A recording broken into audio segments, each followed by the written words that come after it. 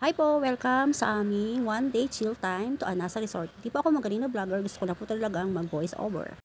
Biyahe po kami papunta ng resort at ito po ay matatagpuan sa Calawat.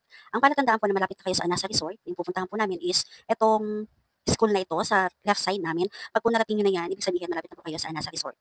Then, may daan po pakaliwa, lumiko po kami doon. Ito na ata yung Santo Domingo, Barangay Santo Domingo. Yan. Hindi naman po siya rough road, binaybay po namin yung sementado pa rin naman po na daan.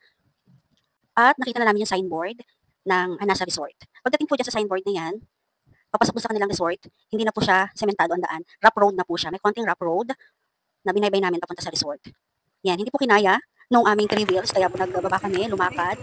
Then meron pong kaputol na sementado, ibig sabihin po niya malapit na kayo dun sa resort. Kapag narating nyo na yung sementadong daan. Ito po yung harap ng Anasa Resort. Dahil pito lang naman po kami, kaya yung tig-800 na cottage ang kinuha namin. Meron po silang mini park na ganito, parang small kamay ni Jesus. Ang ganda din po ng pool nila.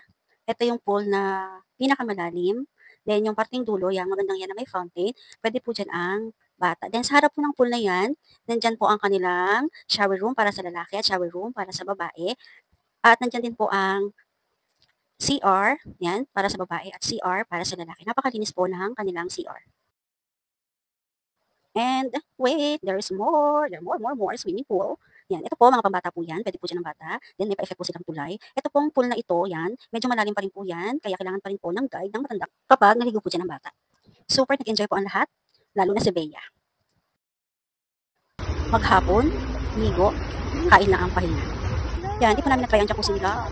Si Bea lang talaga ang malakas. Kasi po bawal mabasa ang tattoo. Sayang ang binayad. At gusto ulit namin bumalik. Sana makabalik. At gusto naman namin maranasan yung ganda ng Anasa Resort kapag gabi. Melay natin, baka biglang may mag-sponsor, bigay naman. Bye, yun lang. Salamat sa panonood.